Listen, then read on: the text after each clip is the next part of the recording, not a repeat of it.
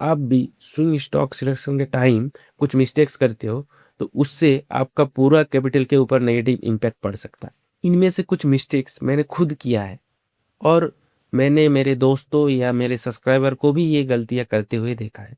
तो मैंने सोचा क्यों ना इसे एक वीडियो बना के आप लोगों के साथ शेयर किया जाए। वैसा ही कैपिटल को बचा के रखना बहुत मेहनत का काम और हर एक ट्रेड से उम्मीद जुड़ा हुआ रहता है कि हाँ ये स्टॉक हमें प्रॉफिट बना के देगा।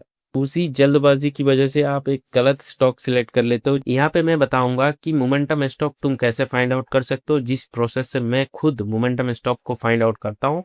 और थोड़ा बहुत हम लोग मोमेंटम स्टॉक में कैसे entry exit and stop loss लगाएंगे वो भी थोड़ा बहुत डिस्कस कर लेंगे। ठीक है, तो चलिए शुरू करते हैं और स्क्रीन पे चलते हैं। शुरू में ही आपको ट्रेडिंग व्यू को खोल लेना है। खोलने के बाद आपको साइड में दिखेगा कि स्क्रीनर करके लिखा है, तो इस पे आपको क्लिक करना है।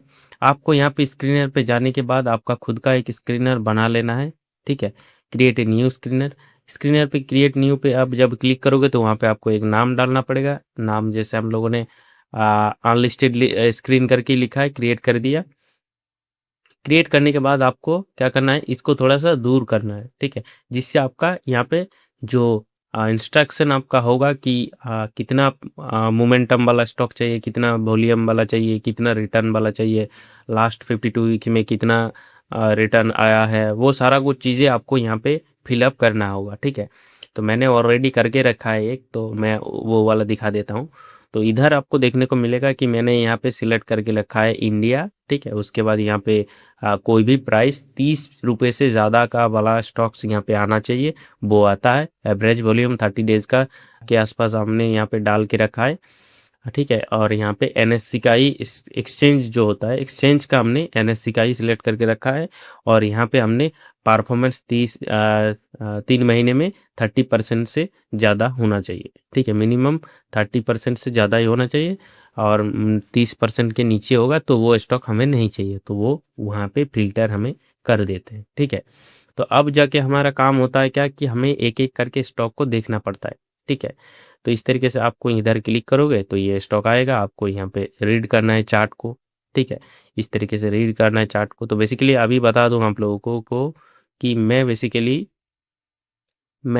बीसीबी पैटर्न के ऊपर ट्रेड लेता हूँ। तो बीसीबी पैटर्न क्यों लेता हूँ इसका लॉजिक मैं बता देता हूँ। जैसे यहाँ से यहाँ तक का एक बड़ा स्टॉप लॉस, यहाँ से यहाँ बड़ा स्टॉप लॉस, यहाँ से बड़ा स्टॉप लॉस, देन यहाँ पे अगर लेता हूँ तो इन 3 जगह से यहाँ पे यहाँ पे एंड यहाँ पे ये 3 जगह से कम स्टॉप लॉस इस जगह पे मिल रहा है, इसलिए हम लोग यहाँ पे टाइट बेस देख के बाय करते हैं। अगर स्टॉप लॉस जाता है तो हमें फिक्स्ड रहता है कि हाँ इतना ये स्टॉप लॉस जाएगा, और यहाँ पे मोमेंटम अगर प्रॉफिट देता है तो अच्छा खासा प्रॉफिट हमें मिल सकता है। ठीक है, तो बेसिकली अभी हम लोग एक मैंने ट्रेड लिए थे उसका एग्जांपल मैं दिखा देता हूँ, जिससे थोड़ा सा आप लोगों को समझ में आसानी हो। मैं खुद जो चीज़ें लिया है, एंट्री किए थे जिस स्टॉक में, उसी का एग्जांपल मैं बता रहा हूँ, जिससे आप लोगों को उसको समझने में आसानी हो। ठीक है, तो हमने यहाँ पे एक लिए थे अदानी पावर का स्टॉक था, तो इसको हमने एंट्री लिए थे अप्रोक्सीमेटली इस जगह के आसपास। देखो हमने ऑलरेडी यहाँ पे करके रखा है, तो यहाँ पे डेली टाइम फ्रेम पे ही हम लोग स्टॉक को स्टडी करते हैं,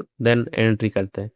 ठीक है, तो इधर आपको क्या देखने को मिल रहा है कि इधर देखो एक बीसीबी पैटर्न की तरह बना रहा, आप गया उसके बाद नीचे आया, उसके बाद फिर से ऊपर गया, नीचे आया, ऊपर गया, नीचे आया, इस तरीके से कंसोलिडेशन करने लगा। ठीक है, इस तरीके से। तो हमें यहाँ पे एक टाइट बेस देखने को मिला। ठीक है, यहाँ पे एक टाइट बेस देखने को मिला। और एक चीज़ है कि यहाँ पे जब वॉल्यूम रेड रेड कैंडल बना रहा था तो इसका वॉल्यूम ऐसा कुछ अननोन नहीं था, मतलब बहुत ज़्यादा नहीं था, नॉर्मल ही था, जिसके कारण से हमें पता चला कि यहाँ पे वॉल्यूम सेलिंग का नहीं है। इसलिए हमने यहाँ पे टाइट बेस देख के यहाँ से हमने बाय किए, और अप्रोक्सीमेटली हमें यहाँ पे रिटर्न मिला, वो एक बार कैलकुलेट कर लेते हैं जिससे हमें सब कुछ आइडिया आ जाए। तो इधर आपको देखने को मिलेगा कि अप्रोक्सीमेटली 14% के आसपास तब, बट उसके बाद मार्केट सीधा नीचे आ गया। तो इसका कारण था कि मार्केट सेंटीमेंट सही नहीं था, इसलिए मार्केट में गिर गया। ये मानना पड़ेगा कि हाँ मार्केट कंडीशन सही नहीं है तो मार्केट नीचे गिरा। ठीक है, तो इसी तरीके से आप लोगों को भी स्टॉक्स फाइंड आउट करना रहेगा। जैसे इसी स्टॉक में भी लिए थे, सेम तरीके से काम कर रहा है। मतलब अभी मार्केट का सिचुएशन खराब नहीं है, बट हमने स्टॉक तो सही सिलेक्ट किया है, ये तो मानना पड़ेगा कि हाँ मैंने ये स्टॉक्स को सही। यहाँ पे देखो बीसीपी, यहाँ पे टाइट बेस बनाया था इस जगह के आसपास, तो हमने यहाँ पे एंट्री किए थे और हमारा यहाँ तक का टारगेट दिए थे और स्टॉप लॉस यहाँ पे था, तो कितना परसेंट मूव दिए थे तो उसको एक बार कैलकुलेट कर लेते हैं। तो इधर हमने एंट्री किए थे इसी जगह के आसपास और यहाँ पे टारगेट हमें 15% 16%, तो सेम दोनों में एक ही जैसा टारगेट मिला था।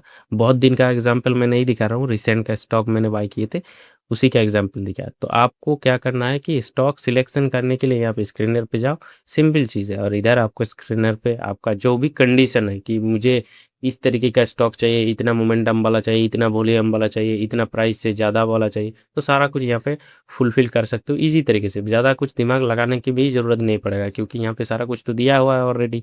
आपको एक-एक करके तो ढूँढना भी नहीं पड़ेगा। यहाँ पे और एक चीज़ आपको देखने को मिलेगा, इंडस्ट्री भी दिया गया है, सेक्टर भी दिया गया है, जिससे आपको पता चल जाएगा कि कौन-सा इंडस्ट्री का है ये स्टॉक, कौन-सा सेक्टर का है, जिससे और आसानी हो जाएगा, ठीक है? तो इसी तरीके से मैं स्टॉक्स फाइंड आउट करता हूँ, जिससे ज़्यादा दिमाग ना लगाना पड़े, आसान तरीके से हम लोग इसको ढूँढ लेते हैं कि किस तरीके से हम लोग इसको बाय करें। तो अगर आप लोगों को ये वीडियो अच्छा लगे तो वीडियो को एक लाइक एंड चैनल को सब्सक्राइब कर लेना, ठीक है? चलिए आज के लिए इतना ही।